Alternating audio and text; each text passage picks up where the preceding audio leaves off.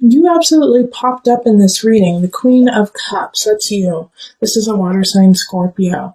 This is definitely you. And then we have this King of Staffs up here, and this is a fire sign, Leo, Sagittarius, Aries. And there's a disconnect there. All right, so for those of you, I do feel like almost a sexual tension between the two of you. I feel like there's this rift going on, like you guys can't be together, but you want to be together. And so let's explore this a little bit and see like what context it is when it comes to relationship and in work.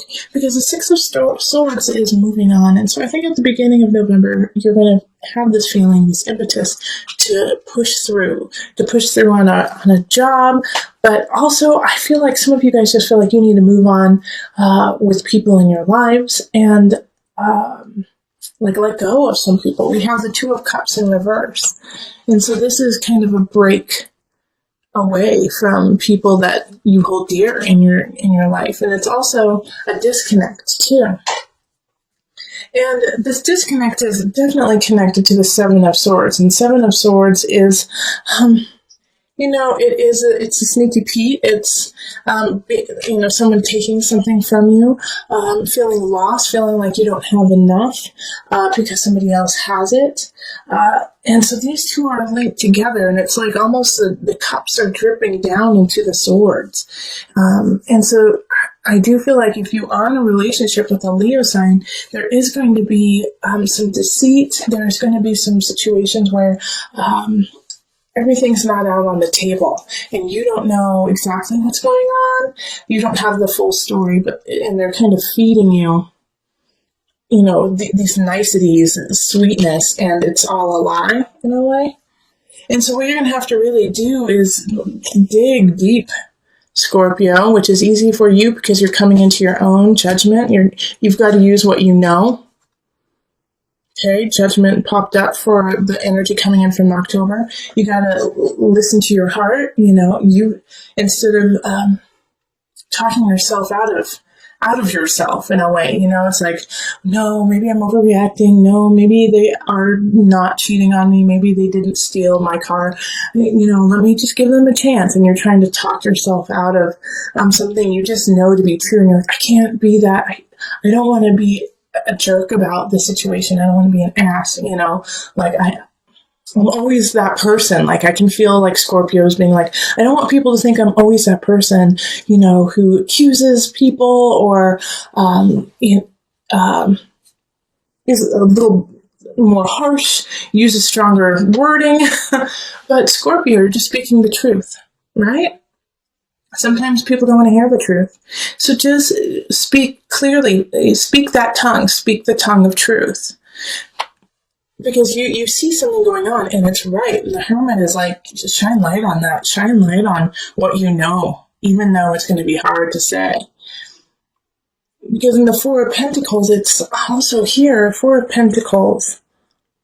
You're starting to realize that what you wished for, what you wanted out of the situation, and I do feel like it is a love relationship or a very close relationship of some sort that is kind of going wonky. Like what you put into it, what you're like, you know what, I want it to be white picket fences, 2.5 kids, and I want us to get married on the beach, and then we're going to go to Italy afterwards. Like all of these things that you put on this relationship aren't needed and aren't what's going to make you happy anyways. And so that illusion that you had created with this person, this King of Staffs, and even though they're in the upright, like they're doing what they need to, they feel like they're doing just fine. Oh, Scorpio, here's another situation too that Spirit just actually threw at me, is that, okay, I'm getting all over the place. Hold on, let me go back.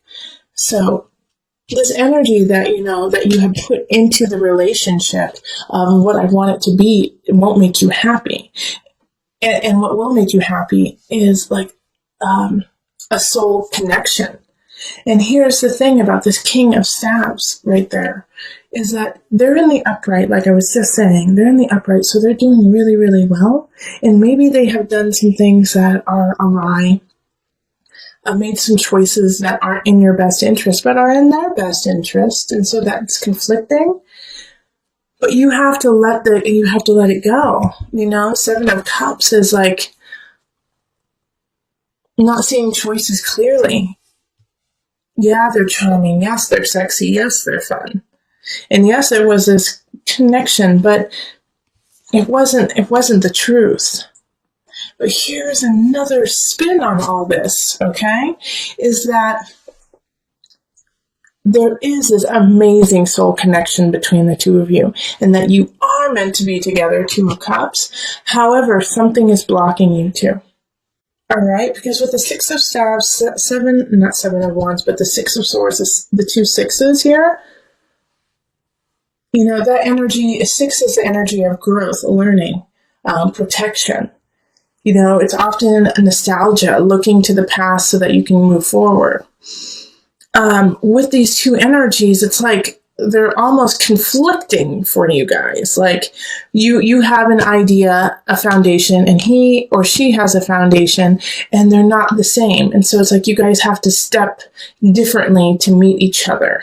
You know what I mean? Like you guys have two different paths, but to step on the same path, it's different levels. Like one of you guys may need to give up where you live, while the other person may need to give up the idea of marriage. You know, that you guys will get married, but you will be together forever. It's like, oh, I'm sorry. I know that I probably sound very confusing to you right now, but there's just like so many different situations going through my head for you that like there's like this block that is definitely there that is not your fault.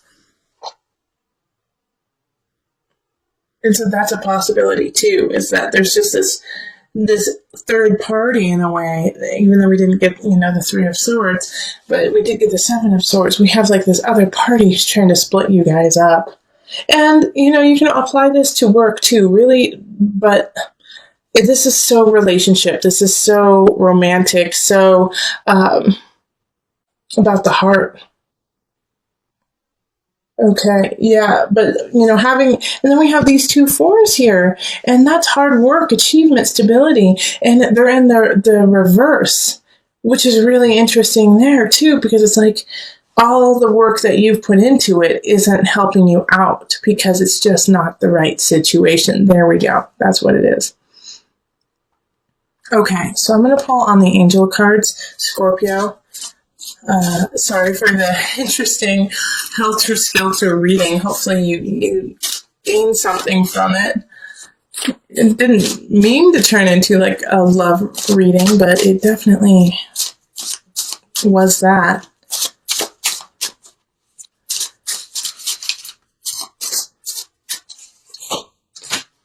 Okay, River, Surrender. Another sign got this. I'm not sure which one, but another sign did get this. Surrender.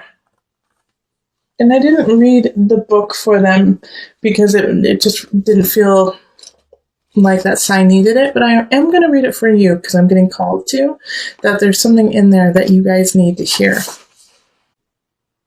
Now, these cards are actually based on mothers, but that's why I love it, is that we all nurture and we all have a mother within, so come at it from that perspective. All mothers are well versed in going with the flow. Do you bend or do you break? For some, flexibility may come easily. It is a practice in shape-shifting. For others, it can feel like a relentless assault on one's sense of self. If you have chosen River, take stock of your relationship to the laws of surrender. River symbolizes the journey of life, from her birth as a mountain stream until she merges once again with the ocean. River sings a timeless story of movement and change. All right, so I'm going to read just a little blurb, another thing. River's wisdom says to follow the path of least resistance. She flows over rocks and around mountains. She takes the shape of each new landscape she enters, but over time, she also shapes the land. Okay, so that's so... Okay, yeah. Six of Swords is like, let's move on, Scorpio. This relationship is stagnant. You are no longer growing and perpetuating yourself in it. So step back, find your light, understand that there are other energies that you don't know the whole truth about, which are actually not working in your favor. And so you have to gleam the light on that, hermit, go into the details, show the light in the dark, to figure out what steps you need to take next. Because what you have been working on is not working. So go with the flow, see what happens, and then from there, let your heart shine and guide you down the river. So with the 5 of chalices here, it's, time to let go of what has already happened, that you can't change the past. You can't change the immediate past. You have to step up to it and own your situation, own your space in the situation. 5 of chalices is saying stop looking at the negative aspects of something going awry, of losing something, but realize what you have remaining and what you have to work with, that you have plenty to work with. So make sure that you lament and you mourn the loss of something, absolutely. But then you turn around and you see what you have left and fill yourself with gratitude. Because we do have arguments happening that second half of October, the second half of November. All right. So 5 of Wands is talking of fights within relationship, fights within family. For us in the States, this is the energy of Thanksgiving, like meeting with your family. Maybe your family has completely different political views than you do, and you guys start to kind of pick at each other, and it turns into like a full-blown argument, fight before the turkey has even hit the table. So make sure that, you are taking stock of where you are before actually starting that fight, picking that fight with somebody else, and just start to, really think about, will I really regret this tomorrow if I pick this fight with somebody I love? Well, I turn into the 5 of chalices and go, oh gosh, why did I do that yesterday? When I love this person and it's not even worth fighting over, Or it could be the opposite too. It could be, oh my gosh, why didn't I stand up for myself? Why didn't I, say, gosh, what you're saying is totally wrong and I don't appreciate it and I find it disrespectful. Why didn't I say that?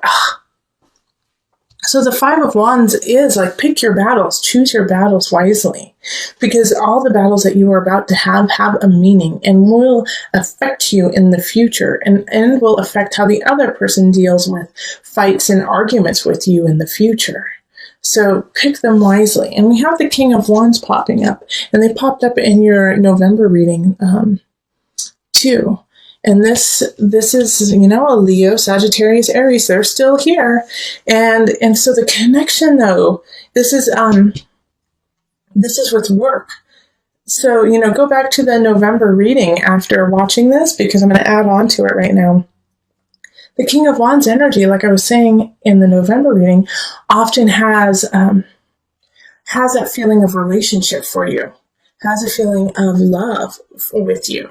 And I think it has to do with somebody from work, now that it's coming up in, career work area, that this is somebody that you meet through work, or somebody that you are going to grow your work with. All right. So this is a very important person in your life, especially since they popped up twice now. Okay. So in the November reading and then again now. So this fire sign has a lot of potential to, create a future with you. And the reason why I say that is the 9 of chalices right next to it. This is abundance, this is happiness, and this is in the sign of abundance, Scorpio. So 9 of chalices is feeling really content and happy with how things are in some regards, and with abundance, it could be, financial abundance, it could be emotional abundance, it could be your personal abundance, how you feel about yourself. But there's some aspects in your life that are going really, really well, and it doesn't come without all the work you have already put into it. And the King of Wands sees that.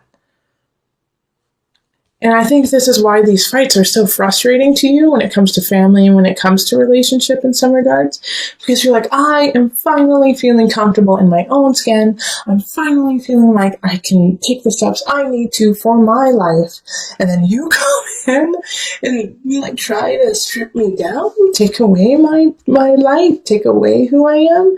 No.